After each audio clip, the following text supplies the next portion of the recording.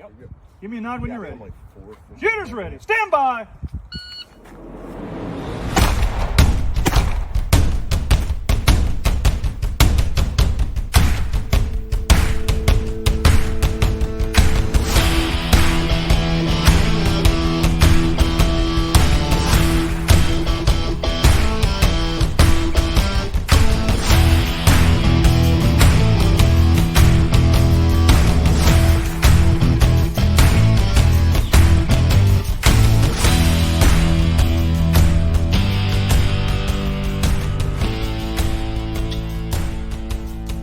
Hey everyone, this is Matt Gunlock from the Bourbon podcast. I'm joined here with my co-host Frank Gow, and I have a very special guest. We have Nathan Drumm.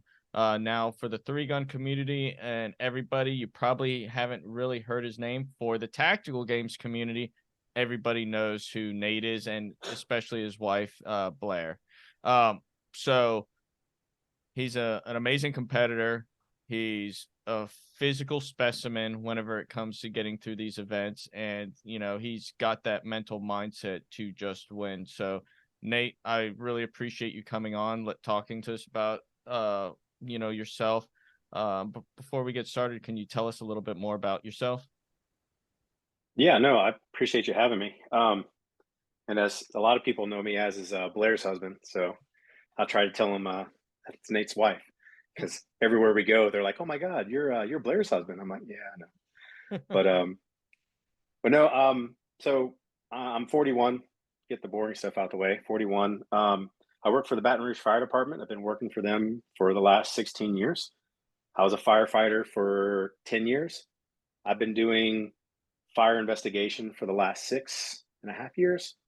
We're commissioned, so we actually are more law enforcement than I am firefighter nowadays.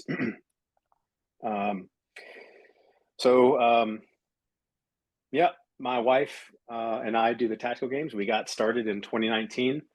I started, I think it was the third or the fourth ever event. It was at Reveille Peak Ranch in 2019. And my wife followed, and she came out for a few of them, and then she decided to jump in at the end of 2019 at JTAC in Florida. And my wife's a registered dietitian, and we own a meal prep company with all our free time. We do that on the weekends. And so we pretty much I work, she trains, and then we try and find time to shoot. And then we try and make people's food for them. No, that's awesome. So did you grow up in Baton Rouge? No. So I was born in Baton Rouge, but I left when I was 3. I moved all over. So we left Louisiana and we moved to upstate. So my dad's job wasn't the military, but we just went where the work was. Right. So we moved to upstate New York, and then we moved to 3 places in Georgia outside of Atlanta. And then from there, we moved to Tennessee. And then we moved to Washington State in Tacoma. And then we moved to a place called Issaquah in Washington. And we moved there by my 5th grade year. And that's where I stayed until I graduated high school and then went in the Marines. So kind of moved around a little bit. What kind of influenced your decision to join the Marines then? So my earliest memory, so my dad was in the Air Force. And I remembered when we lived in Georgia, my dad worked for Lockheed Martin. Mm-hmm. So he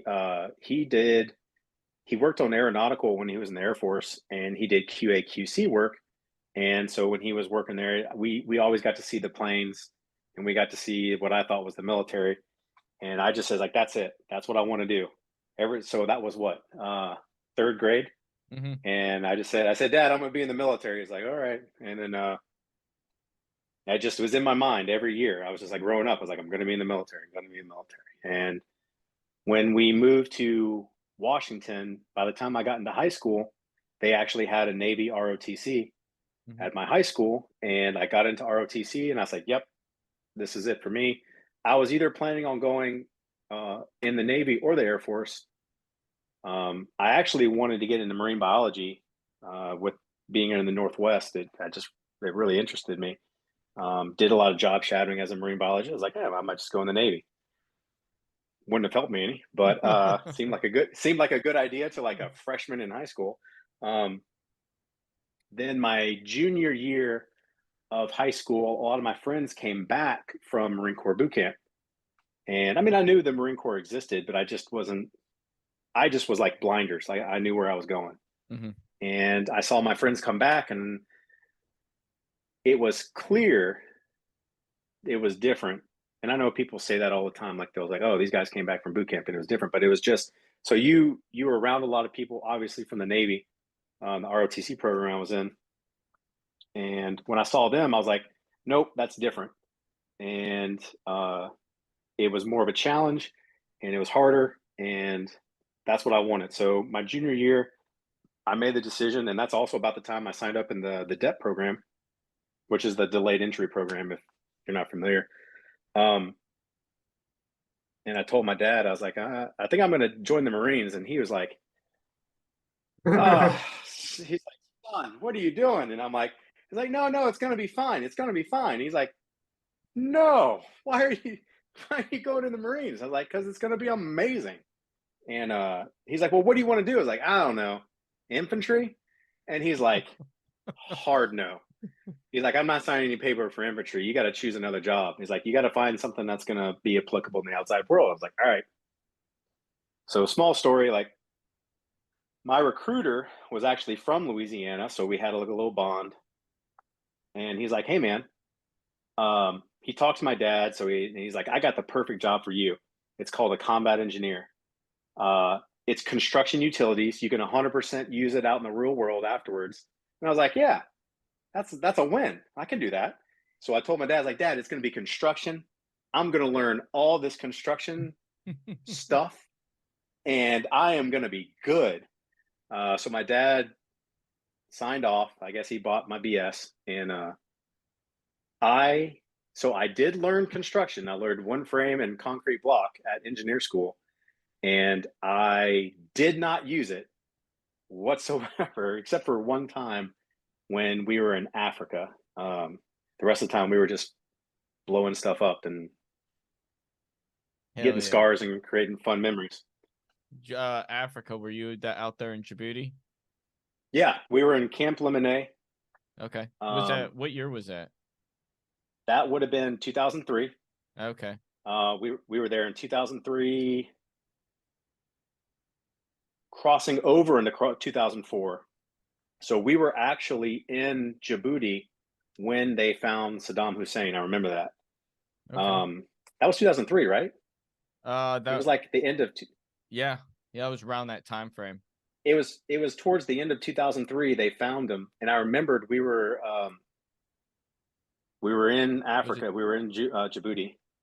I thought it was like November or December or something like that. I think it must. I don't remember. It was a long time ago. You were talking 19 years ago, but I think it may have been 2004.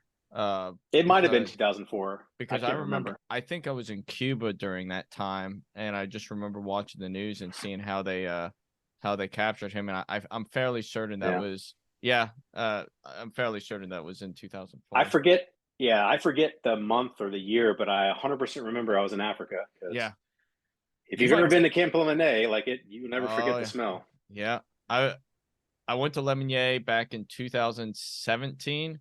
I was there for 4 months. So I was stationed over in Bahrain at the time. I just came back from a mission from somewhere in the Arabian Peninsula is what I'll say. Came back from that. I was prepping for a triathlon, which was supposed to go about 3 weeks later. And I'd been preparing this entire time, even when I was on this mission. And then my master Guns came up to me. He's like, hey, Gunlock, I need you to go out to Djibouti. I was like, what the fuck? I was like, I'm a newly promoted gunny. I was like, that's a master sergeant's billet. Like, I was like, I'm not a master sergeant. He's like, I was like, I'm new. He's like, I was like, you have a ton of other gunnies. He's like, yeah, but we don't trust any of the other gunnies to go out there. I'm like, fuck. I was like, when do you need me out there? He's like, I need you out there next week. I was like, dude, yesterday. I was like, I have a triathlon in 2 weeks. Can we push it after that? He's like, no, you got to go. I was like, fuck. All right.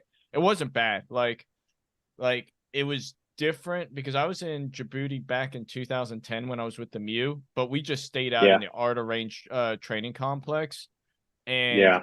just were miserable the entire time. We did a week-long patrol base operation. My soul is still wandering aimlessly out there because it was like 140 degrees with 100% humidity. And, Yeah. we were getting a canteen of water a day. And we had one guy who had a heat stroke. He had one of those instant hydrators punched right through his sternum into his heart. Yeah.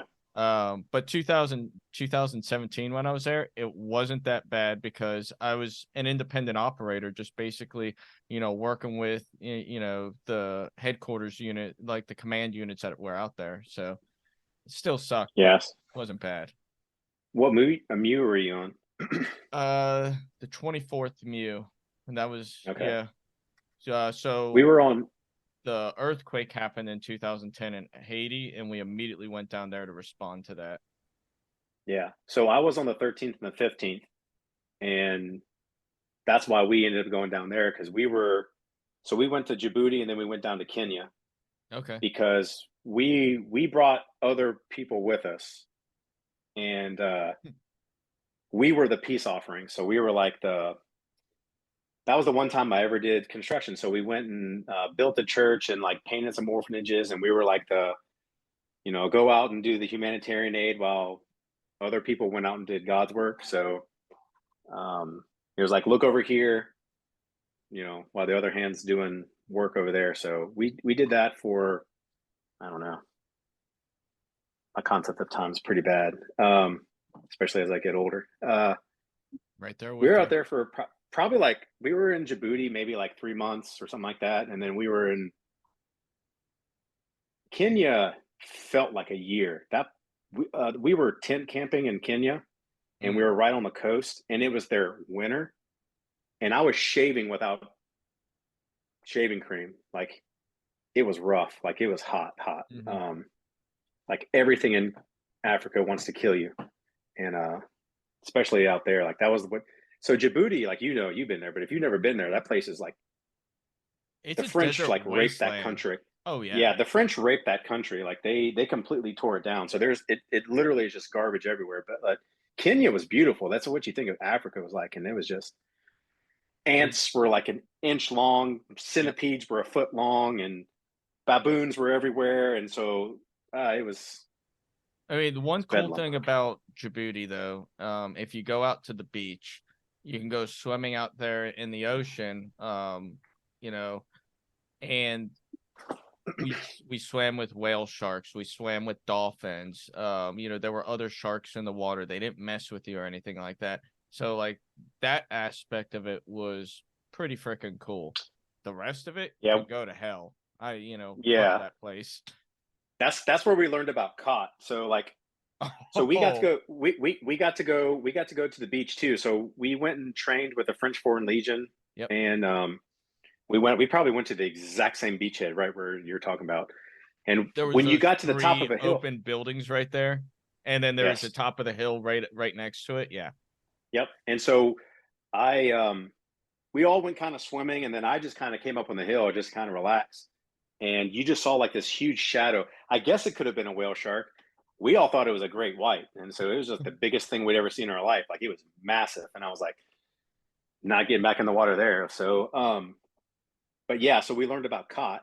So we weren't allowed to go out in town during caught chewing hours because there's designated times for caught chewing. And if people don't know what caught is basically it's just like it's a hallucinogen that Yeah. they brought up from Kenya. So Yep. it's a root that they mix with a leaf, and you chew on the leaf, and you just see people with green juice coming out of their mouth, like rocked out of their mind, like driving through town and everywhere. You're like, fuck. So you're like, you're like, all right.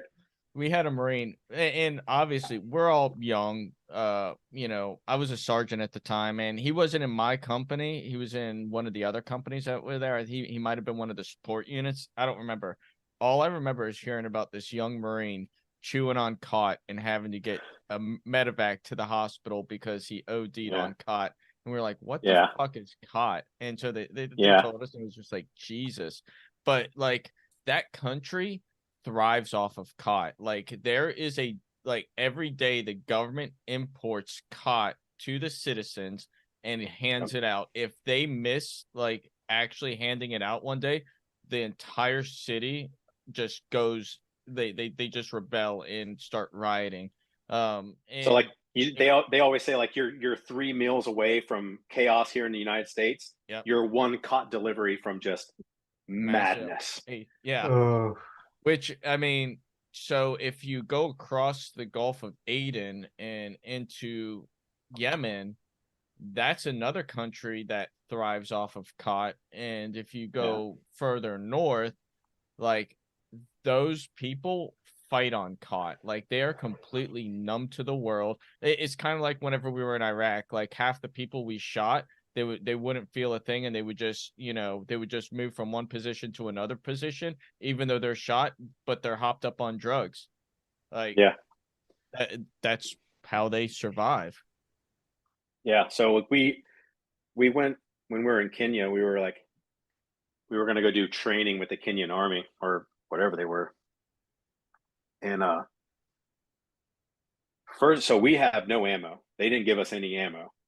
And we're going out there with them, and they all are loading up their FALs and their AKs. And I'm like, something's not right. Like if they're loading up, like they have it and loading up, is like something's not right. So that's where I learned. So we saw like lion footprints, and I'm like, what is that? And they're like, Simba. And I was like, I'm like, Simba?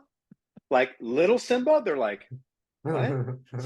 Simba is Swahili for lion. So we think Simba, we think baby Simba. Like, nah, bro, like Simba is lion. So they were chewing cot, and actually they had a bunch of other stuff in them, but they were loading up because they're like, hey, if Simba comes along, we're going to take care of him. And I'm like, cool, what do I got? I got my K-bar. Right Do it old on. school. Yeah, So- right. So you were, I'm assuming because you were the 13th and 15th view, you were a West Coast guy, right? Pendleton? Correct. Yes. Yeah. So I was in Pendleton. I was with the 1st Combat Engineer Battalion at 1st MARDIV, 1st Marine Division. Yeah. Nice. And other than doing that MEU and going to Djibouti and Kenya, any Iraq or Afghan deployments? Yeah. So we went to Iraq first in 2003. We followed the initial push just so I got to engineer school and I was like, what does it take to get to Camp Pendleton to get to 1st Combat Engineer Battalion? Because that's where I wanted to go. And I wanted to get to Alpha Company because that's the MEU company. And at the time, that was the only way you're going to get deployed. That was the only way you're going to do anything. I was like, that's what I want to do. And they're like, well, if you want to choose where you're going, you got to get top 3 in your class. I was like, all right. So I did that. I got to Pendleton, and when I checked in, it's like, do you have any questions? It's like, yeah, how do I get to Alpha Company? And they were like, the fuck? Like, who is this guy? And I got stationed in Pendleton, got there, and I just busted my ass to try and get to Alpha Company. I was in Bravo Company. And the ironic thing was I got moved to Alpha Company to get on a deployment, and then the battalion and everyone deployed before us to go to Iraq. Yeah. So we actually followed them. So they left, they went to March Air Force Base, they flew out, and we left out of 32nd Street Naval Station. So we were on the LPD, we were on the smallest ship. Yeah. That deployment, I was on the Ogden LPD 5. And so we went to Iraq first after, Singapore and Bahrain, and then we made it to Iraq, did our thing in Iraq, and then we left and went down to the Horn, and then we went back, and then I trained back up. I think that was the 13th when I went on the first one, and then the 15th,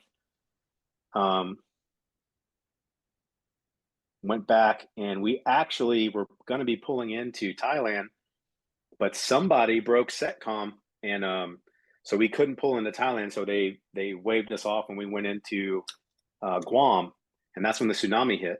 So we actually would have been in Thailand when the tsunami hit, and it would have wrecked us. So it was actually a really good thing someone sent a bad email.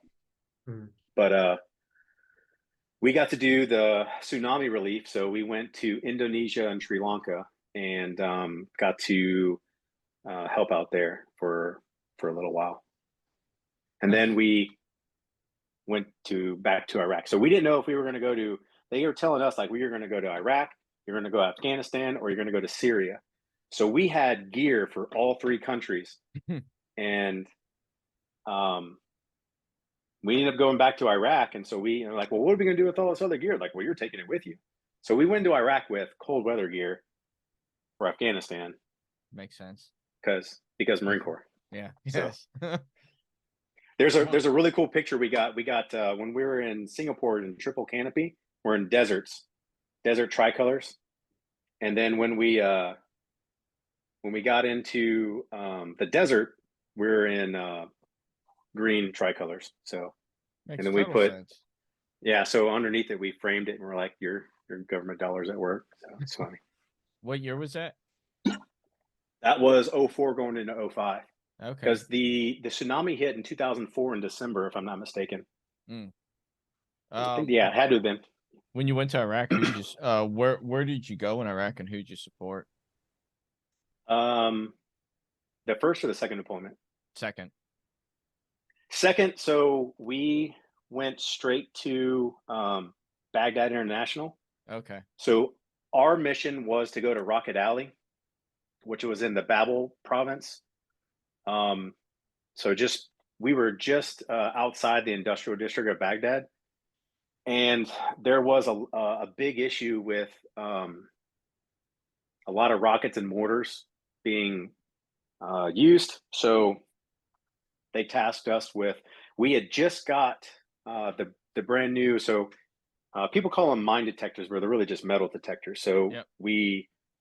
the PSS-12 was the normal metal detector, and they had just come up with the PSS-14, which was the ground penetrating radar. Excuse me. So we were the first ones to be using that. And so what would happen is they were burying it in the ground. So they were putting like 500-pound bombs in the ground. And so you had to be foot mobile the whole time because they had actually blown up an Abrams. Because I think up to this point, this is 2004, and I think we had only lost like 1 to 2 Abrams in like the whole conflict up to that point, I think. And one of them was in the canals where we were at, because they had put like 2 500-pound bombs in the ground and just like trashed it. So we were foot mobile the whole time, going in and out of Fob Falcon. And we would basically just go through and our job was just to go through and find weapons caches and blow them up. And that's what we did. We did that for a whole deployment. Now, I mean, I'll say combat engineers have a near and dear place in my heart. So I love you guys. So in 2005, when I was over there, we were on Operation Matador, and half our squad, a whole fire team either got killed or wounded. And like our platoon leadership basically told us, like the 4 of us that were left, that we're going to split you up into the rest of the platoon. We were like, fuck no, we got into this together. We're going to keep fighting as a squad. Even as 4 guys are like, fuck. So they attached an engineer team to us, and the team leader was a guy named Baldwin, and like him and I actually connected this past December, January timeframe, and it was the first time we've talked since 2005. And so like for the rest of that operation, we had engineers operating as O3s, clearing house to house with us, and anything we needed blown up, like it got blown up. Like and Baldwin would make some of the craziest freaking charges. I remember we were in the city of Karabla, and we had just pulled into this city, and so we hit the first house. I run up to the roof. I'm a saw gunner at the time. I post security, and he's like, "Hey, Gunlock, I'm gonna go put a charge on that wall right there and create another entrance into it." I'm like, "Cool, dude, you go do your thing." Like, happy go lucky. And this had with the amount of C4 that was in this charge, it had to have been 2 sticks of C4 total. There wasn't a wall left. And Yeah. here I am on a rooftop, and I just have cinder block pelting down on top of me. And I'm just like, what the fuck, man? What was that? He's like, sorry. Yeah. So we to answer your question, I didn't answer before, but we supported 1-1. Okay. And so we were with them, and I don't know if they still have 0351s or is it 0352s, the assaultmen. That's 0351s. They're gone now. Yeah, I think they're gone. So Yep. assaultmen did exist for a while, and we used to train them on demo.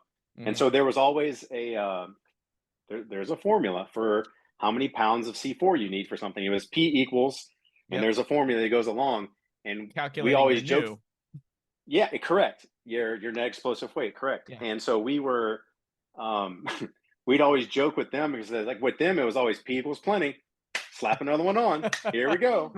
And well, that's how we operated. We used to stick a C4 on every single door we encountered. They gave us so much C4. We had satchels, satchels. Yes. So like when we got in country. So for those who never got to play with it, like a satchel of C4 comes with 16 sticks, and they're a pound and quarter sticks. Mm-hmm. So you would be 20 pounds in each satchel, and they were just giving us satchels upon satchels upon satchels. And I'm like, bro, we just need some TNT, really? They're like, nope, C4. You're like, all right, here we go. And so you were just like sending it with C4. I was like, good Lord.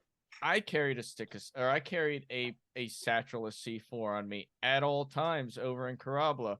And it was like, hey, here you go. Here you go. So here you go. so it helped us out. So like when you would find a weapons cache, like that's what you would do.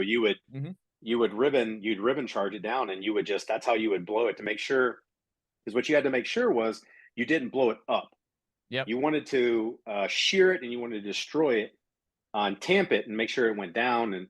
But like if you did it wrong, then it would just blow it everywhere, and you didn't want to do that. So we got my first deployment. We worked with the British a lot, the Royal Dragoons, and we were blowing bunkers out of Basra that had like the bunkers, like the least amount of explosive was like 7 tons, and like the most was like 25 or 30 tons. And we had a blast, pun intended. So, but like with the British are freaking, I loved working with the British. Yes. Those guys were wild. They don't give a fuck. No. So these guys were coming from the Balkans. So they were coming from like so what I didn't know about the British was like they just like they live in conflict. Mm-hmm. Like if you join the British Army, you're going to war. You're going to war somewhere. The British Army is in war somewhere in this world at all times. And they were coming back from the bunch of Marines went there too. It was like in the late 90s, early 2000s. It was before Iraq. The guys from Sapper School would go there. I'm trying to remember I just remember it was in the Balkans. Are you talking about like not Bosnia? Yeah, Bosnia. Yeah. So they were going to Bosnia, and so they were fighting. And so like when our first, I'm not going to go into great detail but like they were doing certain things, and I was like, why are you doing that? And it's like because you had to keep kids away. And they're like, because kids will throw grenades in your trucks. And he's like, and it was early on, like people say it a lot now, but like F those kids. And I was like, all right, cool. All right. And then, but he was right. Like they would use kids in pretty terribly. So we learned, like they caught us up like super fast. So we didn't have to learn the hard lessons that they learned. We just like got brought up with them. And so that was kind of grateful for that one. So, you know, kind of moving through, like, so you spent what, close to 10 years. You spent 9 years in the Marine Corps, 10 years. Yeah. So, yeah. And so it kind of comes down to like, if you're going to do that long in the Marine Corps, you might as well stick it out to 20. Why did you exit the service when you did, and how difficult of a decision was that? Yeah, so I did 5 years active, and then the rest of it was reserve. I 100% had the plan was to retire. I was going to retire through the reserves because I was already working for the fire department at that time. And so the only reason why I got out, I was kind of telling you earlier. So the reserve unit I was with was in 323 out in New Orleans in Belle Chase. And I was attached to H&S company of a weapons of an infantry unit. It was a big difference for me. So as I was used to being in division, so I was not used to being in H&S. So it was kind of weird. Plus I had to lap move into radio operator. Oh, and wow. So I had to go back to school at 29 Palms for RTO school. And I was, so I was, it was, that was my life in the Marine Corps. We'd go, well, I don't know what they call it now. I think it's Mojave Viper or whatever they want to call it, but it used to be called CAX. Yeah, it was CAX, Mojave Viper, ITX, MRV. Yeah. It's whatever. It's whatever they want to call it. It's the same thing. It's the same thing. Like you go out there and we would go out for CAX and we go out for like double CAX. So I guess you can tell by the time frame you're in the Marine Corps is what you call it.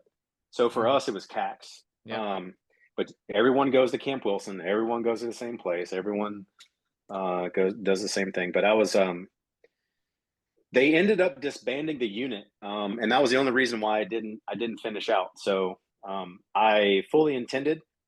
I mean, if you're 10 years in, you might as well finish. I mean, in my opinion, if you re-enlist once, you might as well go ahead and just finish it out. And I know some people might not agree with me, but that's the way I looked at it. And I actually tried to stay in active duty. I wanted to lat move from combat engineer into crash fire rescue. That's just what I wanted to do. And at the time, I had a severe disagreement with the master sergeant. And so that'll do it. Yep. I was down at sapper school and I was an instructor waiting to get my reenlistment package in. And we had a pretty good disagreement. And I decided I was just going to get out. And so, but I wanted to get in crash fire rescue. I'd like to stay in. I had a really good time in the Marine Corps. I really don't have anything bad to say about the Marine Corps. The Marine Corps treated me right. At the end of the day, it's what you make out of it and what you want.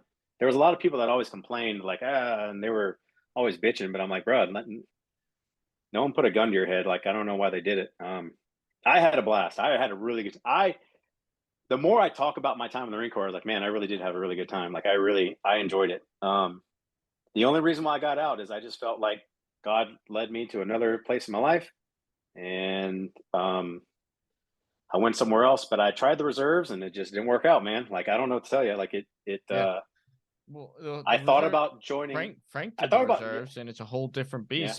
I did the reserves probably about 3 or 4 months because I got out for 7 months and I did the reserve thing. And I was like, fuck this. I want to go back in. And a lot of it had to do with my guys were back over in Iraq and they were they were losing people. And it's just like, you kind of get that guilt and you're like, fuck, I'm not over there with them.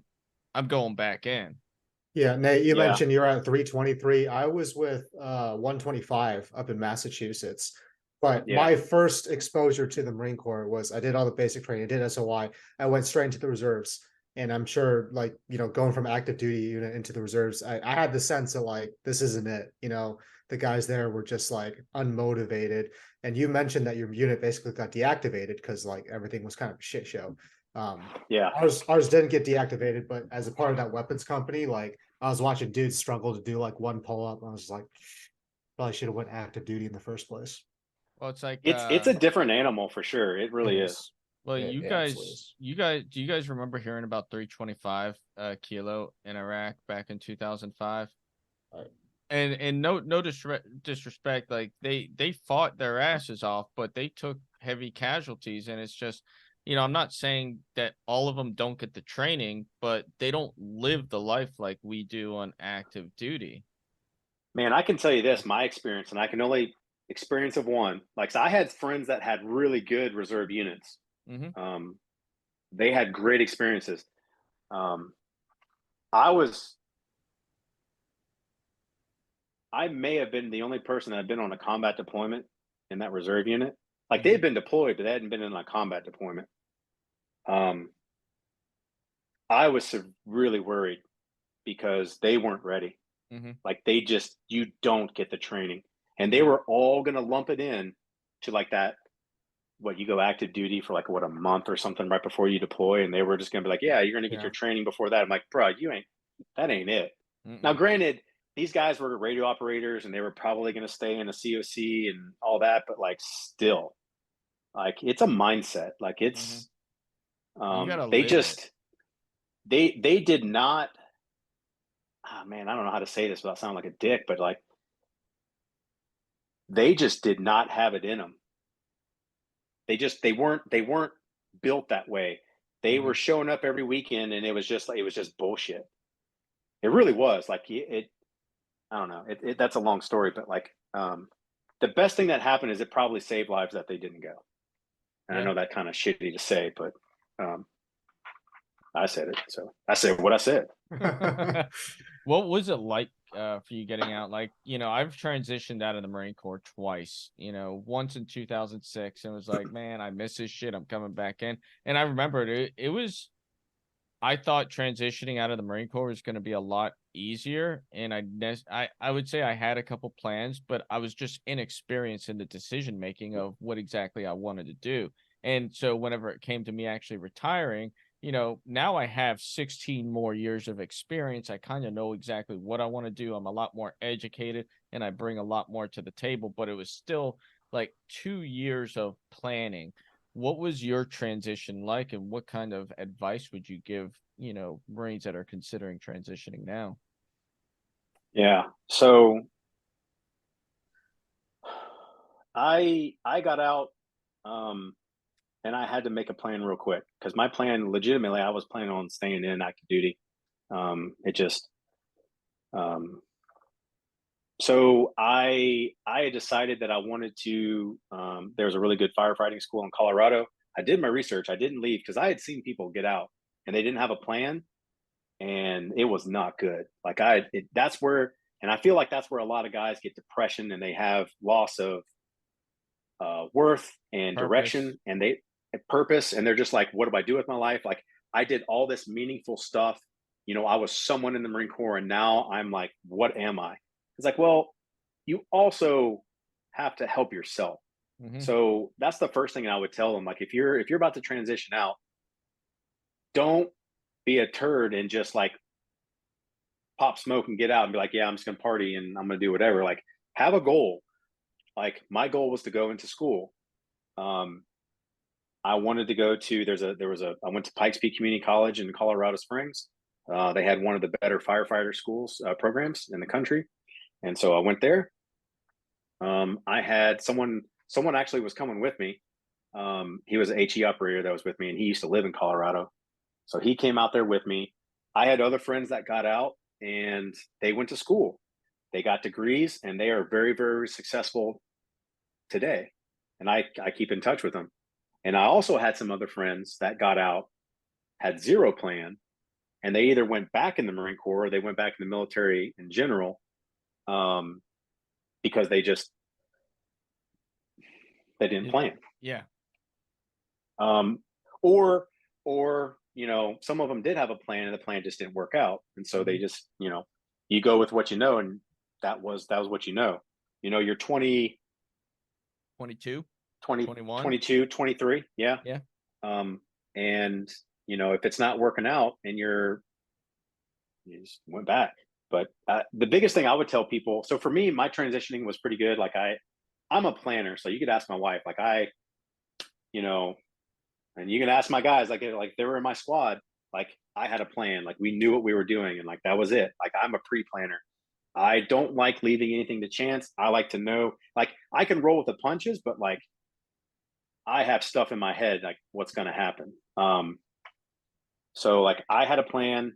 I didn't know if the plan was going to work, but I believed it did. I had faith in it. So if nothing else, just figure out what it is that you want to do. If it's going back to school, use the GI Bill, go to a trade school, find something that you're interested in. And you might not know what you want to do until after you get out. And maybe you're in school and you're like, well, I want to go do something else. Cool. At least you have direction and you have like purpose. Yep. Don't get out and just go find like a 9-to-5 job and just waste your life. Like, find purpose and stick to it. That's the biggest thing I can do. That's what helped me, and that's what helped a lot of my friends. So next week, you and I are going to be in West Virginia together, and we've already kind of talked about this. I was going to bring some bourbon out there and whatnot for us to sip on after all the physical destruction to our body. But what would you say is your go-to bourbon that's $50 and under? And when I said I was going to bring some of myself, I was thinking because I normally drive to events, but I'm flying, and so I don't think I'm going to be able to bring any. But all good. Nationals, I'll bring some, and we'll have a selection. We'll have a. So I would say under $50. My go-to is man, just one. Three. I usually go Cool. off three. All right, so I got three because I actually had three in my head. It's going to be just regular old Buffalo Trace. Mm-hmm. It's going to be 1792. Okay. The foolproof or small batch, whatever. I think they're both really good. And then Knob Creek. Like, that's just okay. Those are my go-tos. Just kind of like if I was just going to grab something right away, and you can find it anywhere. Mm-hmm. There's Costco has been really like, they had this one called Bradford. I think it's called Bradford, and that thing is really, really good. So, but I can't find it everywhere. I can only find it at Costco. Like, I don't even know if I can find it now, but that was really good. But those are the three I'd probably go to, just my everyday. Yeah. Okay. So my three are Blade and Bow, Angel's Envy, and Eagle Rare. If you can find Eagle Rare. If I can't find Eagle Rare, which I have actually 2 bottles right now, but Michter's is another one that I really like. Yeah. So my friend drank Michter's a lot. I have never been able to find Eagle Rare. Everyone tells me it's really good. I'll bring some out. Yeah. Angel's Envy is starting to become more and more available around here. Mm-hmm. I haven't had it, but I've seen it. Okay. So like my dad is from Indiana, and he lives like an hour and a half from the Bourbon Trail. Okay. So we used to go out there before bourbon was cool. So we used to go out there back in like 2010 when no one really cared. Mm-hmm. And you could go do the bourbon, like, and I was finding George T. Stagg because that was you just find it. Like, yeah. when I went to Buffalo Trace, they were letting you sample Pappy Van Winkle, mm-hmm. just because it wasn't. I mean, it was rare, but it wasn't like what it is now. It wasn't $2,000 rare. No, like it was definitely had a secondary market, but it wasn't what it is now. And so, so like I was spoiled. So we would just get Bookers we would just find Bookers everywhere. We would find it. If it wasn't a small batch, I was like, I ain't drinking it, because it's like, whatever. But like, it was all, you could find Bland's. When people started talking high praise about Bland's, I was like, what's the deal? It's just Bland's. I don't find Bland's that good. Do I have some bottles? Yeah, but it's not that great. I think it's more of a hype thing. It's more of a status thing. Like, yeah, it is. It's a cool bottle with the horses that have the letterings. Yeah. So like we got to go into the room where they actually bottle Blanton's, and it's like a room that's like, I don't know, 20 by 10 or whatever. And there's like 6 people, and you walk in and they're just kind of doing the bottles and putting the wax on. They're like, hey y'all. And I'm like, hey, just walking around. That's how I learned about Blanton's. And you go there and like, oh, cool. It's Blanton's. And so, I always really enjoyed touring the distilleries with my dad. That was some good memories we had. Yeah.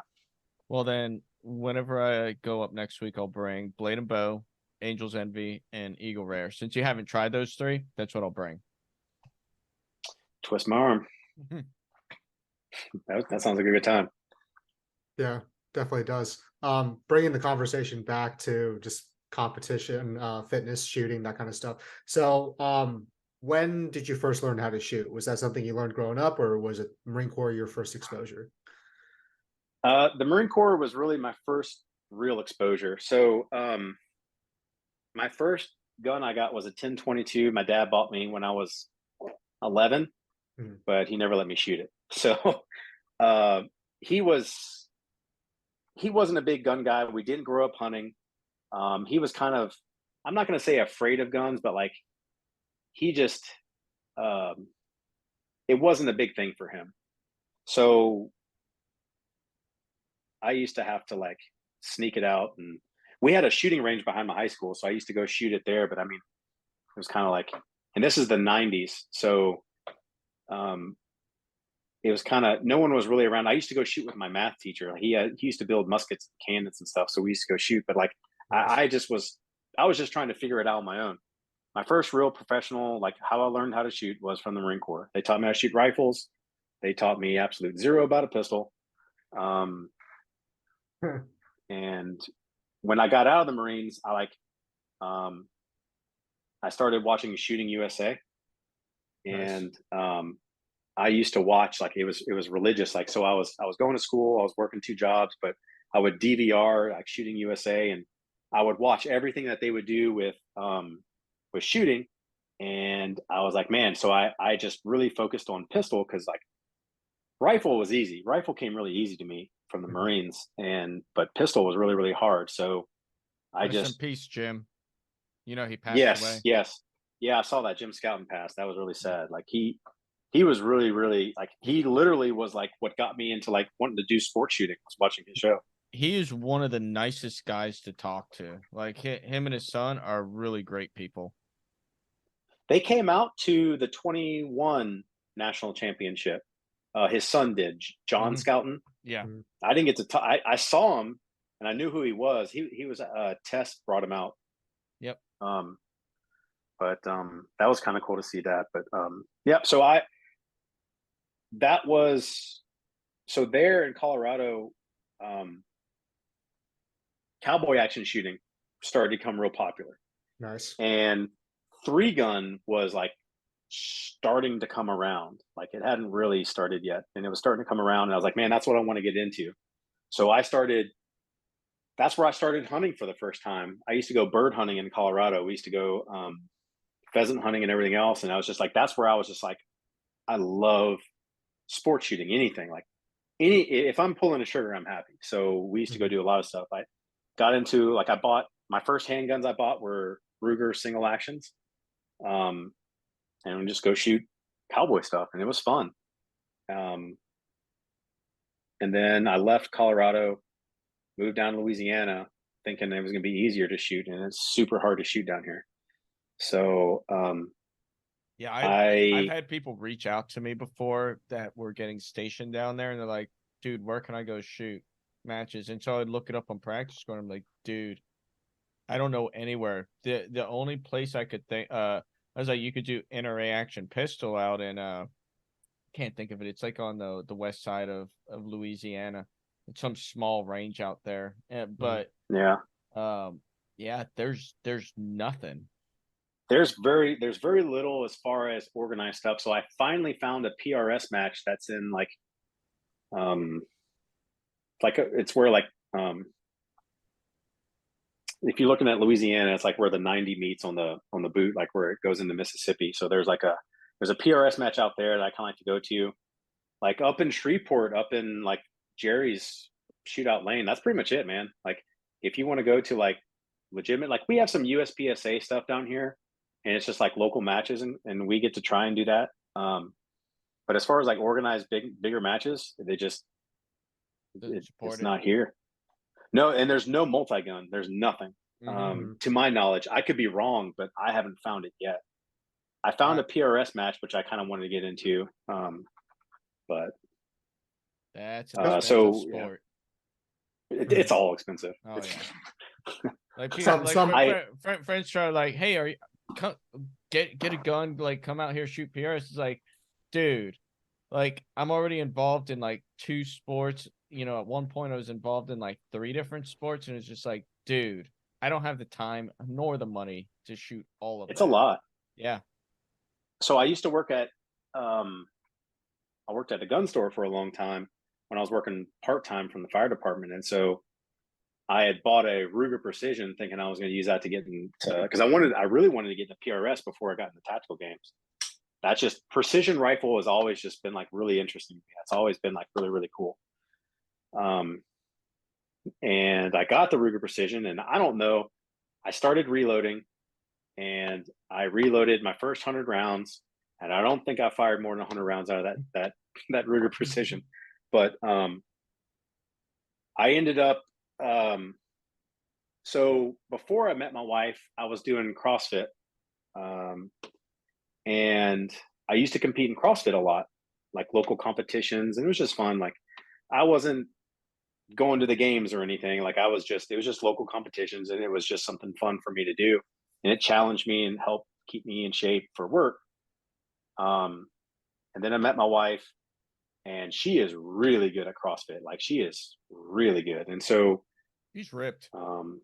Yeah, no, she's really, really good. The funny story is like, so when I met her, I was doing CrossFit. She thought it was the cult and the devil, and she made fun of me. So she got me to quit CrossFit. I gained like 50 pounds, and I was like, I gotta, cause she, like the most unhealthy I've ever been in my life. And so I was like, no, I got to go back. So I go back to CrossFit. She followed me there. And then when she found out she could compete, she was all in. And so she just took off with CrossFit. So our competitions was basically just her. I'd compete every now and again, but really it was her competing because she was a lot better at it. So 2019 rolls around, and I am just like fed up, and I am probably throwing a hissy fit. And and so she's like, well, what do you want to do? I was like, I want to compete. And I was like, well, what do you want to compete in? And I was like, I want to go shoot my guns. So I literally Googled CrossFit and shooting. And I found some CrossFit gym that was owned by some Green Berets out in Florida. Were putting on like a shooting CrossFit competition, like literally CrossFit. You were doing like clean and jerks and stuff. And I didn't get to make it. And so I was pretty bummed out. So she said, well, find something else. I found the tactical games. And I signed up, and we were both like, I don't know how we're going to do this. We drove out we had never been out in Texas before. So we just hopped in the car and drove out to Reveille Peak Ranch and did my first event. And I looked at her after that event. I think there was like, maybe like 50 people at the whole event. And there was like 14 people in the intermediate division, like 2 heats or something like that. There wasn't a lot. And I looked at Blair, and I was like, man, this is it. These are my people. Like, I want to do this. I can do this. And so we've been doing it ever since. Reveille Peak Ranch, I got to say, is an amazing range. Like, they just have so much going on. Natural terrain, base style stuff. They got it all. It's huge. Yeah. It's massive. Yeah. So I got to meet Aaron Hayes and Jeremy. So later I started volunteering, and I got to meet Aaron Hayes and Jeremy Moore. Yep. And they taught me a lot about match prep and match design. And they were showing me how they were setting up, because Aaron was putting on the Texas 3-gun championship. Am I saying that right? Yep. And then Jeremy had the Vortex or the Magpul championship. They both had one. It was both at Reveille Peak Ranch, but I don't think Jeremy's happens anymore. Vortex shootout? No, I don't know. Something like that. Yeah. Yeah. I think his doesn't, but Aaron's still putting on the Texas 3-gun. So I've been very fortunate. I've been around really, really talented people. I've learned a lot. So, excuse me. Yeah, really interesting to hear about your competitive journey, both through shooting as well as fitness. But I actually want to circle back. You mentioned that your dad wasn't really into guns growing up, but now that you're competing and you really know your way, I see all the reloading equipment behind you. Have you been able to influence him otherwise? Oh, my dad? Yeah. Yes. Yeah. So it's funny. Like, so my parents follow. So I have a YouTube channel because people were asking me to make YouTube videos on how to do stuff. And I wish I had more time to make them, because I have a ton of content. I just need to, I'm not a professional editor, and it's just me. So I'm trying to figure out how to do it. But my parents watch my videos, and they're like, so I got my dad to start buying guns, and he bought he started concealed carrying and he started shooting more. And so my mom even does it now too. So like my mom lives here in Louisiana, so like we'll go to the range and we'll go shoot. So no, it's definitely it's common. It's my dad is, it's life now. So it's definitely turned 180 for him. Yeah, I was able to have the same influence on my parents. We're all first generation Chinese immigrants, and we moved to California, and so no guns whatsoever. But now they're both gun owners. I've taken them to the range. They haven't gotten that far into it, but they're much more comfortable with firearms than they were before. I mentioned the reloading equipment behind you, but do you guys reload everything that you shoot at the games, or is that mostly for developing specific cartridges? So in the beginning, yes, I loaded. So it was just me competing. So I'd load all my own rifle and pistol. And then when Blayrs started, I'd load for both of us. And I was loading it all on a 550, which if you don't know what the people who don't know what 550 is, it's a progressive press, but it's manually operated. Yeah.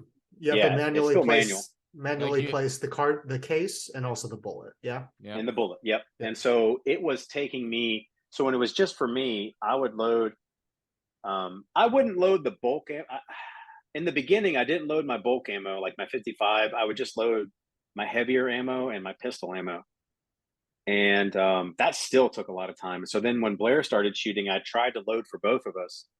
And I was like, man, I can't do this. Yeah. Like it was taking me a week to prep everything and get everything ready for us. And so finally she was like, well, I'll just, load my heavy ammo and I'll just buy everything else. I was like, all right. Then I might have been like 21. I bought a Dillon 1100. Nice. And that just changed everything. Revolutionized. Yeah. It's such a nice machine. Being able to set primer depth, that's like, I was just geeking out about it when I took it out of the box. I'm like, wait, I can set that? That's awesome. It's at the bottom of the stroke instead of like having to crush at the top. I also ended up automating mine, and then it's not, I don't think it's really meant for an auto drive, but it's working remarkably well. I feel like it is. I feel like the 1100 is made for auto drive. Dillon wouldn't warranty it, but like you had people, like you had, I think Ammo Bot was the first one, and then you had Mark 7, which is, it used to be, no, Mark 7's always been Mark 7, but Lyman owns them now. So they have some really cool automations for the Dillon, and then obviously Dillon came out with their own that they warranty. But I actually was looking at the Mark 7 on their Apex 10 and all this, because honestly I got the 1100 because it had on press swaging, because I was swaging by hand as a full secondary. I case prep would drive me bonkers. It just takes so long, and it's so dirty, and there's brass shavings and bullshit everywhere. Yes. So like I originally, years ago, before I got into competitive shooting, I bought a Dillon 1500 trimmer so I could convert into 300 blackout brass, because I started shooting 300 blackout and I was reloading for it. And so I was like, all right, cool. What I did is I made one case head just for case prep. So I would trim and do all that, and then I would swap it, and then I would do that. And then I was like, I hate to be that guy, but I think I'll just buy another press. And I'm just like, I'm gonna keep one set up for pistol and I'm gonna keep one set up for rifle. I haven't done it yet, but like I really want to. So I talked to the Mark 7 guy at Texas this year, and I was looking at that, and he told me about the Genesis that they just came out with, which seems really cool. Yeah, it's a completely automated with sensors, and it is. So were you out in Florence in March? Were you at that competition? Yes. Okay.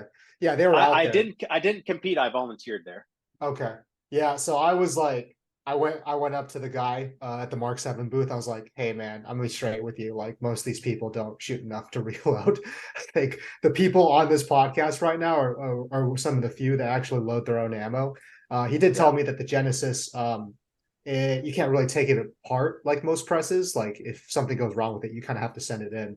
But in terms of what you're saying about having two presses, I have a 750 that I just for manual stuff, load development, and then I have my auto drive. The funny thing is, so for everyone listening, we're supposed to record this the night before, but my power went out and I was in the middle of a loading session. So I actually finished out the last 200, 300 rounds without any power. I just manually, I just grabbed cases from inside the case feeder and I just fed them in every 26 cases or so.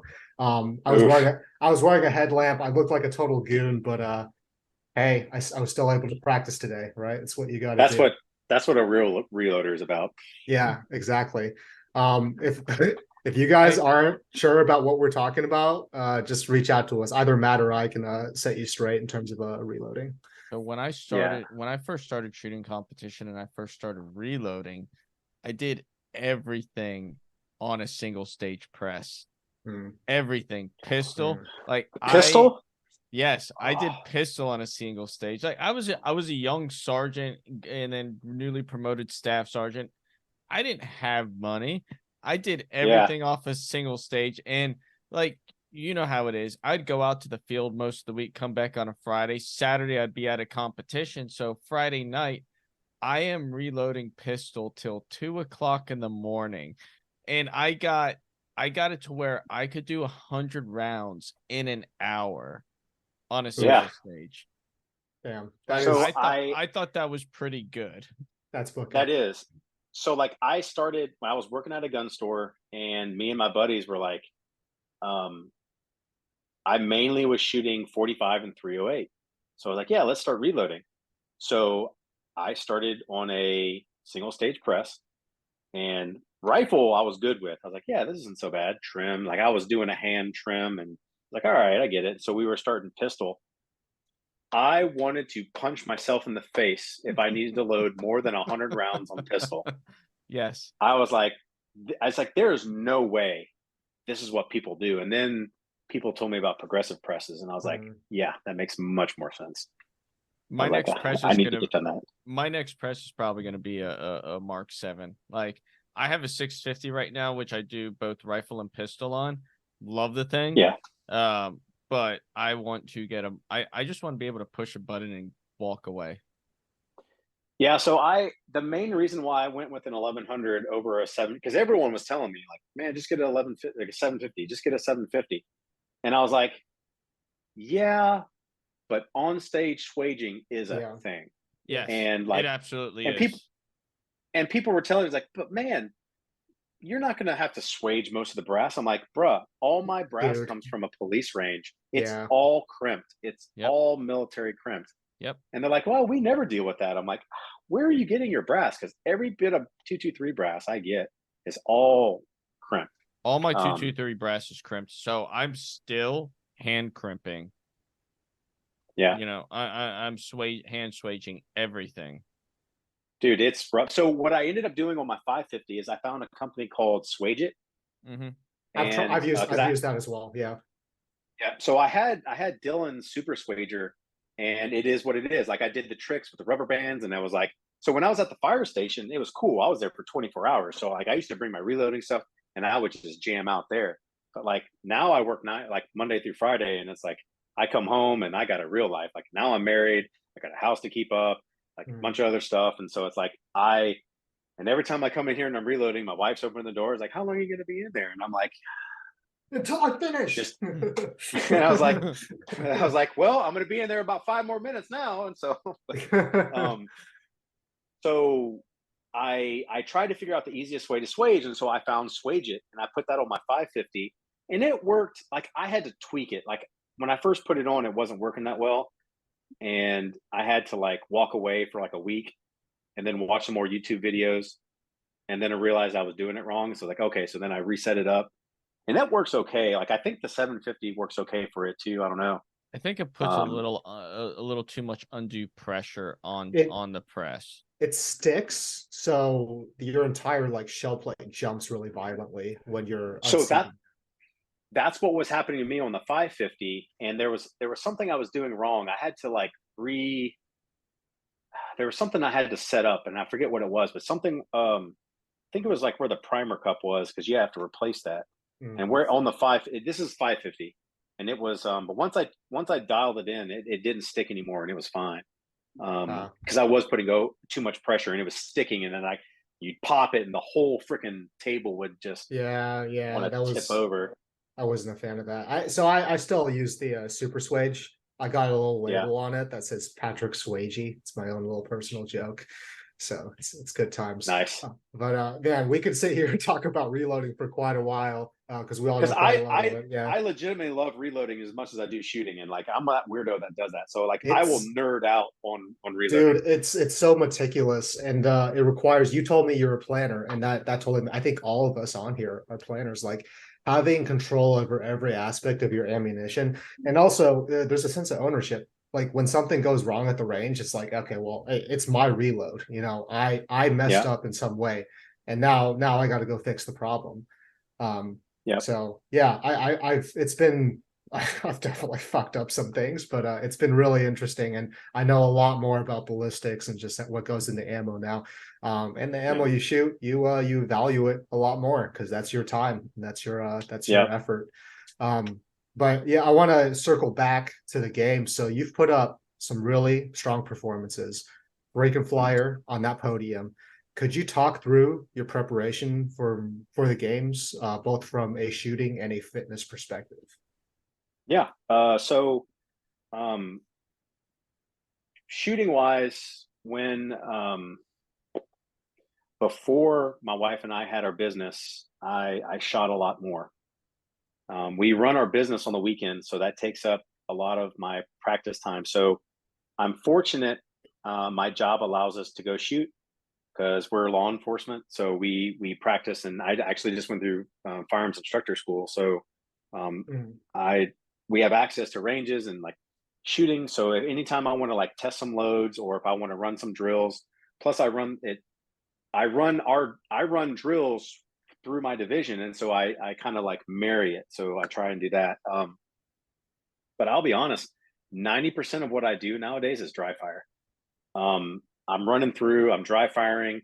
I'm just trying to stay, because the perishable skill isn't shooting. Like it can be for some, but for me, you know, the fundamentals are always going to be there for me. So like sight picture, sight alignment, and the trigger squeeze, like I'm going to remember that. That's not what I get rusty on. What I get rusty on is like reloads, and I'll get rusty on manipulations and all of that. Like that's where I have to stay sharp on. And so I will, that's what I do. That's what I do, my dry fire. And then I'll go validate if I'm lucky. If I get 1 day a month to go live fire, like not at work, but like to the range that my wife and I go to. Like if I get 1 day a month, I'm doing pretty good. So the majority of it, I'm doing that. As it gets closer to a competition though, I will find time to go and shoot. Like I will go there and I'll validate my long range loads, make sure I'll clean my rifle, and I'll foul it, and I'll check, cold bore, deviation from warm, and I'll get good temperatures, and then I'll, just depending on where you're going. But mainly what I'm doing is like pistol, just running drills with my pistol. Physical wise though, so the bulk of what I do is going to be CrossFit. So if I'm months out from a competition, so if like I had 3 months to get ready for a competition, I'm just doing CrossFit. So whatever they're planning, I will throw in some tactical game stuff here and there, but for the most part, I'm just doing tactical. I'm worried about strength, I'm worried about mobility, and I'm just doing CrossFit stuff. Usually about a month and a half before an event, I'll start really narrowing down towards tactical games movements. So odd object with being sandbags or farmer's carries, running. So I'm a decent runner, which I know I don't look like I'm a decent runner, but I run pretty good. So, and that's kind of almost, I have to like force myself to run because I know I need to run more. Now I'm a decent runner for a bigger guy, but like compared to these other guys that are just studs, like they just blow me out of the water. I need to run more. So rucking, I'll do yoke. So we bought stuff for our house. So I bought a yoke. We bought sandbags. bought all the stuff that we need to do, axle bars. And so we just do all that stuff. So we'll just do, well, my wife's a really good physical fitness programmer. So she'll come up with like good tactical game type like scenarios. And so we'll do those. And as it gets down to like, you know, less than a month, and that's really all we're focusing on is like tactical game stuff, which is like doing some other like EMOMs and things like that. But like, and then there's a taper. So if you don't taper, if you don't know what a taper is, that's just a term that like, so let's say next week. So next week we're going to West Virginia. So this is my last full week of just like normal hard training. Mm-hmm. Next week I start my taper. Yep. And so, you know, Monday, you know, might be a normal day, but I'm not going to work out past 75%. Mm-hmm. And then, you know, Tuesday, I might just I'll focus more on mobility, and then maybe just some movements, sandbags or farmer's carry or whatever, just whatever seems appropriate. And then like Wednesday is just going to be like cardio, just on a bike. So kind of like mono work. So my wife calls it zone 2. Mm-hmm. Yeah, zone 2. So basically you keep your heart rate around 90 to 120, and you just do it for 30 minutes to an hour. And you just do monostructural work. You can do some lifting in there too, but really just flushing. Thursday is usually a travel day for us. So you're traveling, either you're driving or you're flying. For us, we usually drive. So you have to think, you're driving at least 8 hours somewhere. So what we like to do is we like to drive Thursday.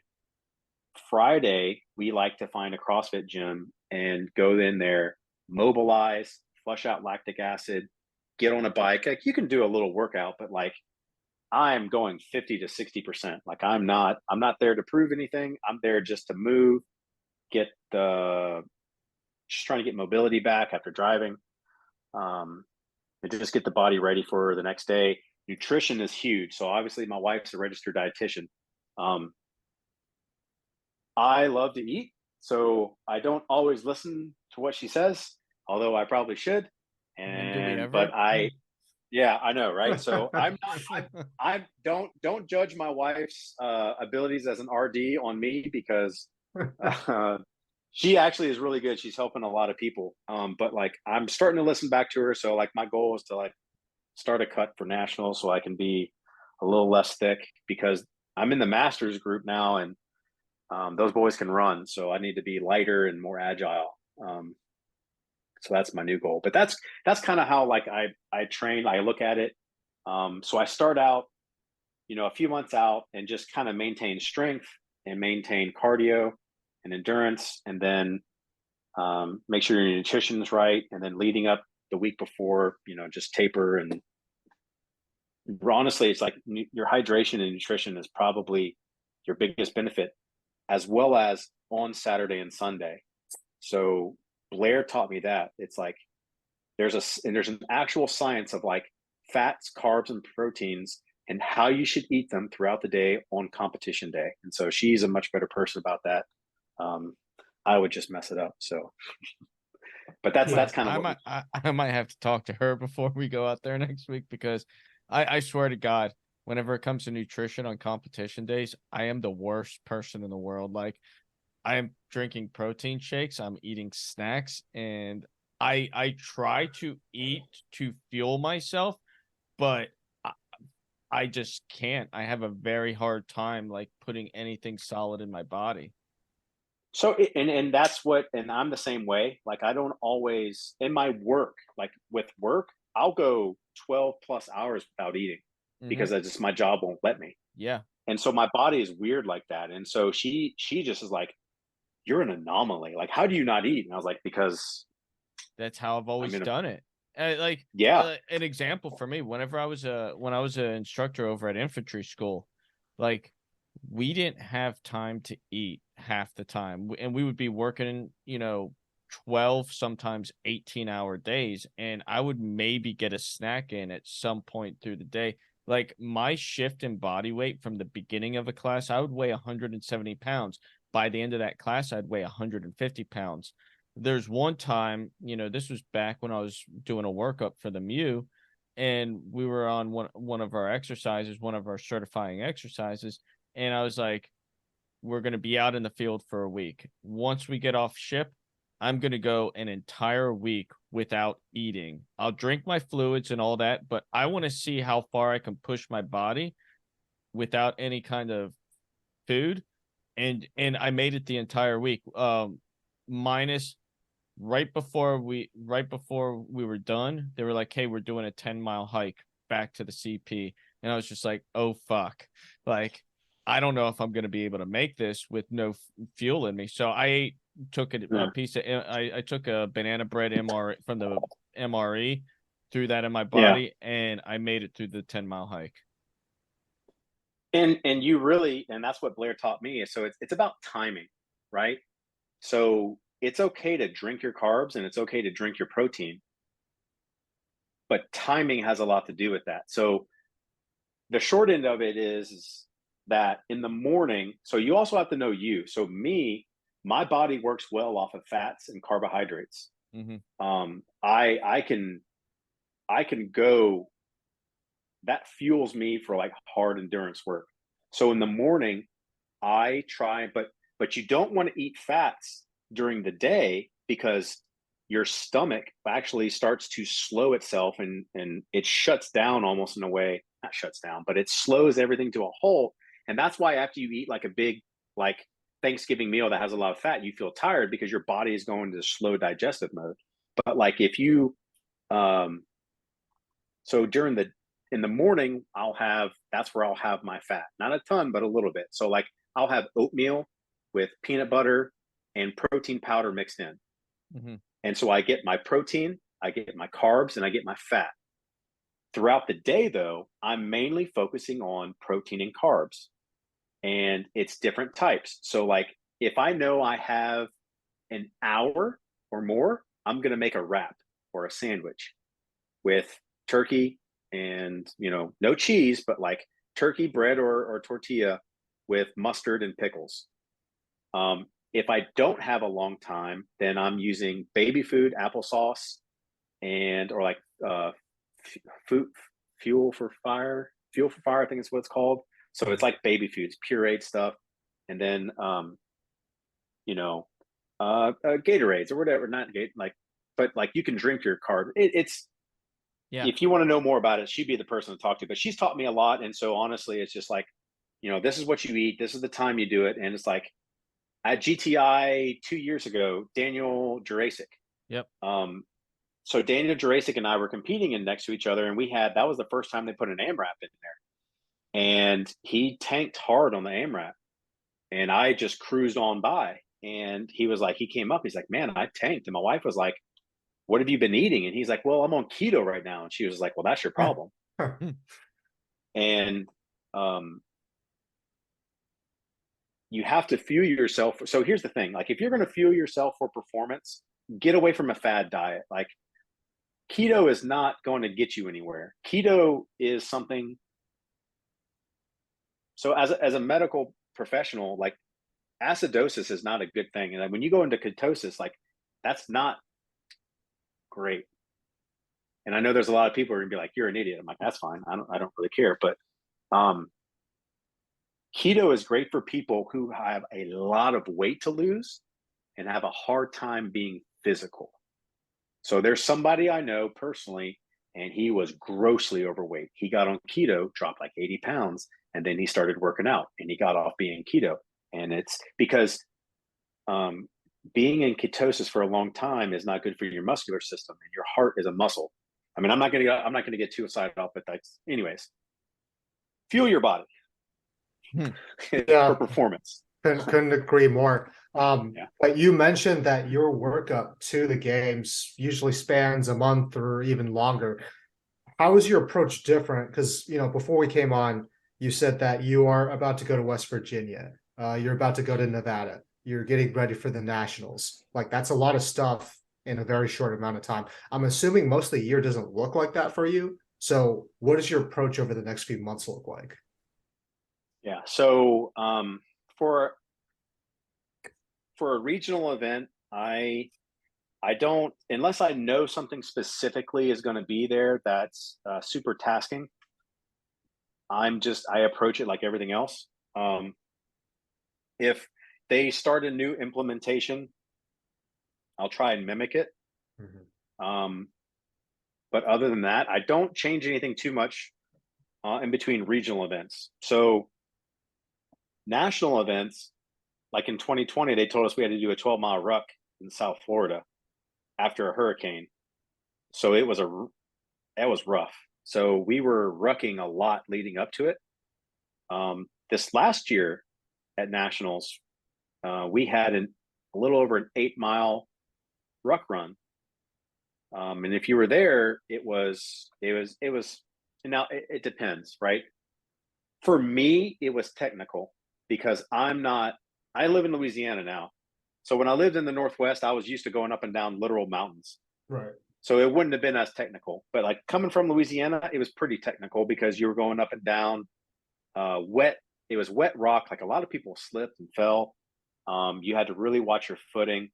It was very, very humid, which, I mean, I'm used to humidity, but it's like, I didn't have time to properly hydrate. And so I cramped up on the way back. On the 4 miles back, I literally could not run because my calf muscles were actually contracting. And I was like tripping and falling. So like, I try and push myself trying to get to that point for like nationals. Cause I know nationals, all bets are off. It's 3 days. And the third day, you better come right. You better come correct because that's the day that they're going to break it off in you. So you have to it's about recovery. And that's what I try and focus on different for nationals is just trying to more rucking, more running, heavier weights. Because at nationals, that's what it is. It's heavier weights and it's longer distances. Yeah. Speaking of breaking off, I saw a post that you did over the weekend where Blair completely broke you off and you were just laid on the fence. Yeah. So I had just got out of my firearms instructor school and it was 2 weeks. And it was like the days would, you would think as a firearms instructor school, you'd be shooting a lot, but it really wasn't. It was mostly, you were learning how to teach. Yes. And it was a true adult learning development course. And so you were you'd get there, early in the morning, and there was days you would be there till 11:30 at night working on lesson plans and everything else. And so I wasn't getting a lot of recovery. I wasn't really working out. So that was the first Saturday. Like I graduated Friday, Saturday morning, I slept in till 8. And we were like, all right, let's go work out. And so she came out with a really good workout, and it never disappoints. So she's good at programming. She is a strong programmer. She's very, very good at what she does. Yeah, very handy to have, especially someone else who runs the competitions as well. You mentioned your meal prep business. So I got to ask, cooking that quantity of food on every weekend, has that ruined cooking for you? Oh, 100%. Yeah. So I love cooking. And when I was at the fire station, I was the guy that cooked. And I would cook for us and we would do, but so now we'll cook anywhere between 300 to 500 meals every weekend. And by the time I'm done, man, like I'm done. Like I don't want to cook anymore. And so hopefully I've cooked enough to where I can have something afterwards. But if not, like we're going to go get something to eat. And cause I'm donezo. Like that it's rough. Yeah. Trying to get out of the kitchen. Completely makes sense. Was that your idea or was that her idea? It was kind of both of ours, but it was her plan. So the short story of it is that she was still in school at LSU in 2020, and obviously 2020 got sideways for everyone. She was a student worker at Pennington Biomedical Research, and she lost her student worker position. So we were actually driving back from GTI. We were competing in South Carolina at GTI, and we were driving back, and I guess that's like a 12 to 14 hour drive. And so she was like, man, what am I going to do? And I was like, you've always wanted to run, you wanted to start a meal prep business. Let's start it. And we literally designed our business plan on the drive back. And she started it. She first started it with, it was donuts, healthy donuts. And so the one thing that we wanted to do is we wanted to do it debt-free. So we started donuts, and the profit we made from the protein donuts, we rolled into actual meal prep, and we did meal prep, and the profit we did from that allowed us to get into like the commercial kitchen we're in now and what we're doing now. And so we've done it. We can walk away right now and not owe anything. So our goal was to do it debt free. And so Blair is also really good about that. She's very good about managing money. She's very good about planning. I don't have the time to devote to it like I want. So I'm very grateful that she's as good as she is. She's very good at the business. When I can, I try and help out, but I do all the cooking, and she does the nutritional background. So, she has FDA labels. She does make sure the macro counts are right, and all the science and stuff. I just do the easy part. I just have to cook it. So yeah, but I mean, it's a lot of work. Are you bringing in? It is. So like West Virginia. We stopped. Full disclosure, we stopped making the donut. Well, I never baked it, so I can cook, but I am not a baker. You don't want to eat my baking. It's bad. I for whatever reason, I cannot bake to save my life. Like, it's terrible. But I can cook really well. I can maybe talk her into making some, but no problem. Well, we have to fly, so probably not. Yeah. But if you're coming to nationals, we'll bring you some stuff. Okay. We'll bring you some stuff for sure. Just remind me. But we stopped making the donuts because they are a pain in the ass. Damn. So in terms of professionalizing things, you guys are doing all this meal prep in a commercial kitchen. You guys started off as competitors, but you're now at the point where you're ambassadors for the games and for some of its brands. So I think a lot of people, would look at that and see that as something to aspire to. What's some advice that you have for newcomers or people that have been around the sport who might be looking to head in that direction? Yeah, so that's good questions. And not coming from the shooting backgrounds like y'all do, we were extremely new to this. We had zero clue. So we were very fortunate to have help from like Jared Halbert. He really helped us a lot to try and navigate. And the biggest thing I can tell you, and this is out of Jared's mouth, and it's something that if you're new, you will overlook it. And he made sure that we didn't, was know your self-worth and know your value. Don't sell yourself for a 10% discount. So that if you work hard, so like I was sponsored by my bank account for the first 3 years of the tactical games, and it's not cheap. I built all of our rifles. I started out with Glocks. My wife and I both shot Glocks, and then I bought a staccato. Like, I wasn't given that staccato.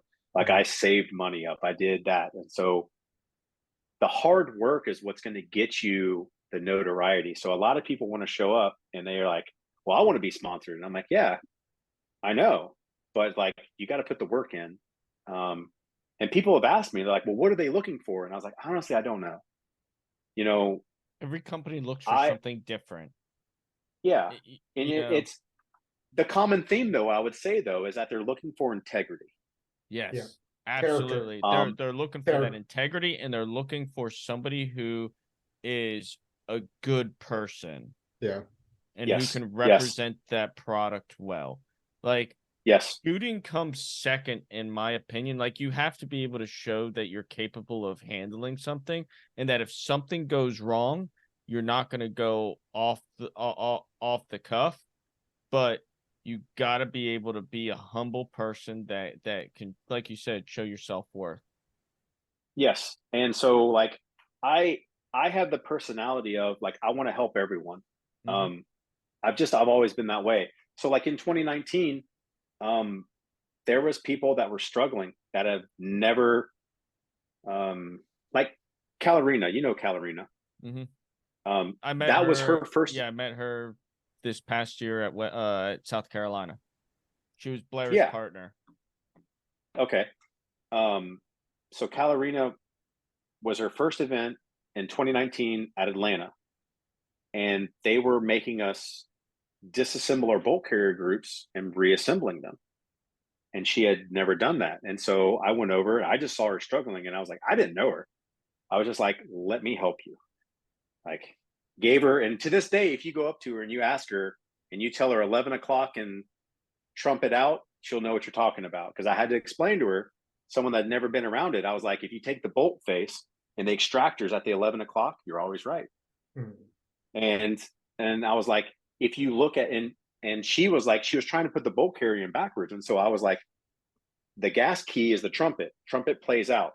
Trumpet goes in. And she's like, she remembered it, right? So it's like I always try and find people to help them.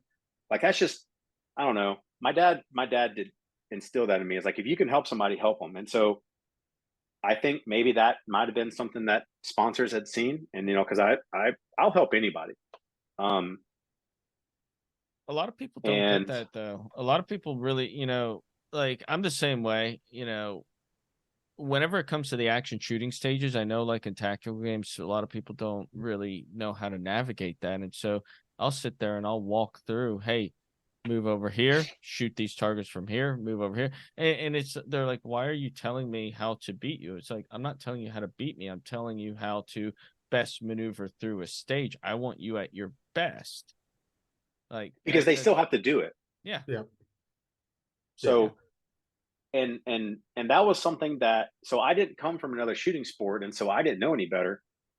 So like I was always from the tactical games, and from Jump Street, we are always like trying to build each other up and trying to help each other out. And I would talk to like Jared and Gil, and you know, I've met a lot of phenomenal shooters. I mean, I don't, if I don't say their name, it's not because I don't care about them, but like I've met a ton. Daniel Racing, Jay Christensen, Mm-hmm. just Just tons and tons awesome of like people. yeah, just good people like Aaron Hayes, Ben Hayes. I don't know, man. Like I probably forgot more people than I can imagine, but like they all teach me something, and it's like they all are impressed by the tactical games, is that we're all willing to help each other, and we're Yeah. all willing to give you the information that you need to beat us. Mm-hmm. And it's exactly what you said. Like, I don't want to beat you on your worst day. I want you to beat you when you're at your best, and we can sit there, shake hands, and be like, man, you got me. Mm-hmm. And you know, that's how it is. And so like I think I guess that's not how it is in other shooting sports. I've heard that It's it's really not. not. It's not. So I guess I'm a little. I love working with new shooters. I introduced 2 new shooters at a USPSA match this last weekend, and it usually means that I'm not going to be competing at my best. But I think it's more important to get new people invested in the sport because we're really small. There's not. I mean, the people have barriers to shooting guns, and people have barriers to shooting guns competitively in that manner. So out at Florence, right? They introduced those TAC 2 gun stages, and I would just tell people my plan, and I would tell them why I was doing these things. And I'll be honest with you, I saw some guys execute like transitioning the way I told them to, and that made me happy. Like I like to see that kind of stuff. I am Yeah, it's like I am learning. saving those people months, like months and years of what it took me, just like sheer brute force to learn, and they're able to pick it up just like that. Like that's great. Yeah, I think at the end of the day, I want to compete. I want to do well. but if I can share with the community, and that's also in its own way, it's a different kind of satisfaction, right? Oh yeah. And that's something like you to be able to be genuinely invested in other people's success. That's one of those character traits that, when you see it in somebody, that's not really a fake thing. Like that's pretty genuine. And I imagine, that's what your guys' sponsor saw in you. Yeah. So we've been very fortunate. We always feel weird telling people about my sponsorships because I'm like, I don't want to feel like I'm being braggadocious because I was just like, but like we are sponsored and I like telling about the sponsors. So it's like I'm sponsored by Hayes Custom. My wife and I are both sponsored by Hayes Custom. We're both sponsored by Sons of Liberty Gunworks, and we're both sponsored by Under Armour. Blayrs also sponsored by Safariland, and she's one of their cadre. And I think I just got on with their core program. I got added to like an Instagram group. I'm like, who is this? I'm like, let's go. Okay. But Safariland's been really good. But even having said that, I got to meet the Blackhawk people. Those are phenomenal people. Like they don't work for Blackhawk anymore, but those were like super cool people. So it's like the sponsors that come out are really, really good. Blair has more sponsors, but like you said, the number one thing is like it's how you interact with people, and it's if you are a good ambassador, because you have to be a good ambassador to being a good human, but also to the shooting sports. Because like the shooting community has like, for people who don't shoot and have no idea about shooting, the social media, like if you believe everything from like the news and social media, like shooting is the devil, right? And it's like it's really not. And so you have to be a good steward. You have to be a good ambassador, and you have to show like we're good people. And like one of the biggest thing is Robert Brantley. You familiar with Robert Brantley? I'm not. He's a big PRS guy, and he does King of 2 Mile, and he does like precision rifle stuff. But he's big in like the precision rifle world. And just so happened that he's a country boy. When you hear him talk, he's from Louisiana. He's from North Louisiana.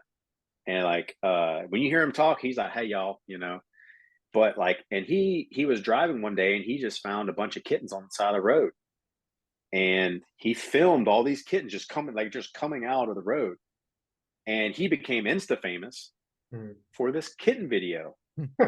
So he started getting interviews about the kitten video, and they said, well, who are you? What do you do? Oh, I'm a professional shooter. And you saw their faces. Oh man. Just change. And they're like, but you saved those cats. And he goes, yeah, I still got them. He goes, I figured you would have just murdered him right there. And he wow. I don't know Robert, but I watched him give this interview, and I'm just like, that's a good dude. Like he's a good dude. Like he understood the assignment. Like it was his time to be a good ambassador to the shooting sports in it. And if it turns one person positive to shooting, like he did it. And he actually helped. Like a lot of people were like, man, I guess that's shooting people are okay. And I think that's really what the goal is we're trying to like Mike McHale, like Mike from Sons of Liberty, like he said it really well. So when he was wanting to get in the tactical game space, he's like, we're trying to like show that shooting guns is normal. This is a normal thing. Like this is for Americans, it is normal. It's in our history. It's in our blood. And it needs to go back to that. Like people need to realize like this, it's a normalized thing, man. So yeah, that's I think if you do that, you'll do good. Just be a good dude. Yeah, couldn't agree more, dude. That's spot on. So we've talked a lot, wide range of topics. We've talked about whale sharks in Djibouti. We've talked about blowing shit up. We've talked about reloading. But at this point, I'll turn it over to you, man. Like, what's on the horizon for you guys? What are you psyched about? Anything you want to talk about? The floor is yours. So the obviously next week is the West Virginia team event, which is obviously one of the coolest events you can do for the tactical games because it's the team event. So the first year I did it with my buddy Zach. Last year I did it with my wife, and my wife and I are competing again this year, so that's going to be really fun. It should be pretty good. Like the co-ed team is going to be stacked, it sounds like, so it's going to be fun. After that, Nevada is at the end of August, so we'll be kind of rolling right into Nevada. And then I'm going to be volunteering at GTI in Atlanta, and I've for tactical games wise, and then just getting ready for nationals. But other than that, our our schedule's pretty busy. So it's like every weekend we run meals. So like, it's not too exciting. I wish I had something more exciting to tell you, but like we just grind. So I am looking forward to getting into more like sniper challenges. So like there's this next year I am looking to get into real world sniper, I believe, that if I remember right. So I built a 6 GT and I really like it.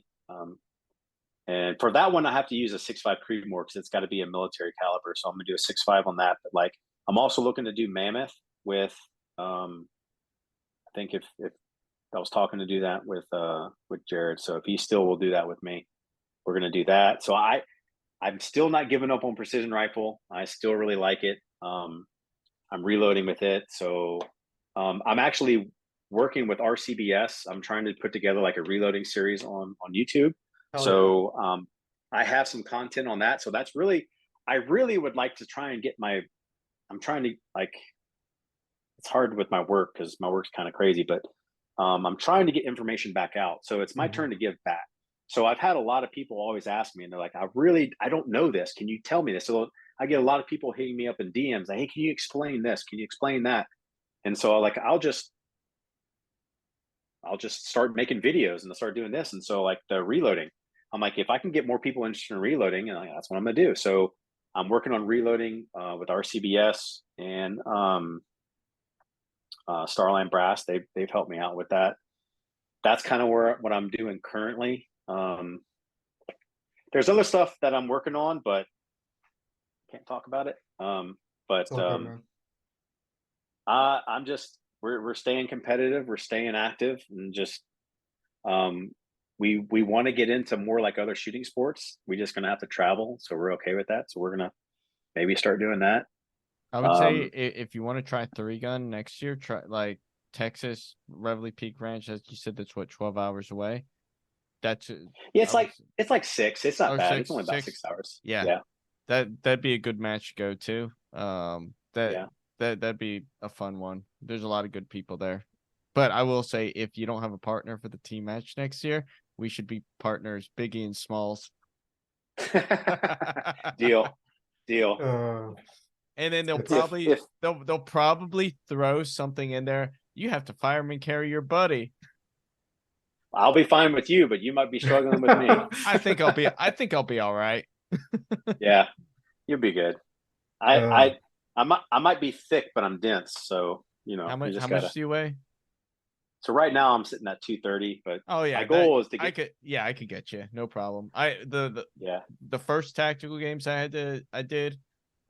carried somebody who weighed 250. Yeah.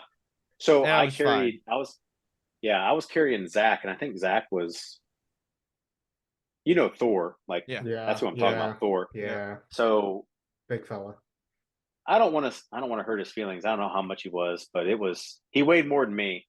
And so people are like, "Oh, you're going to carry him?" I'm like, "Hell yeah." So I just popped him on and we ran with it. So yeah. I mean, that'd be fun. That'd be a good time. The advantage that we have is that we had to do this at some point in our careers, and we had to get good at it, or we would be hurt all the time. It's true. Yeah. So my squad leader for my first deployment, my first Alpha Company platoon, my squad leader, Josh Butt, he's like 6'4", and he was at the time like, I don't know, 260, 280. And so I was the 240 gunner. So I was always the bigger guy. It was me and a Russian, like a literal Russian from Uzbekistan. So we were always like, all right, you got Buck, you're going to fireman carry him.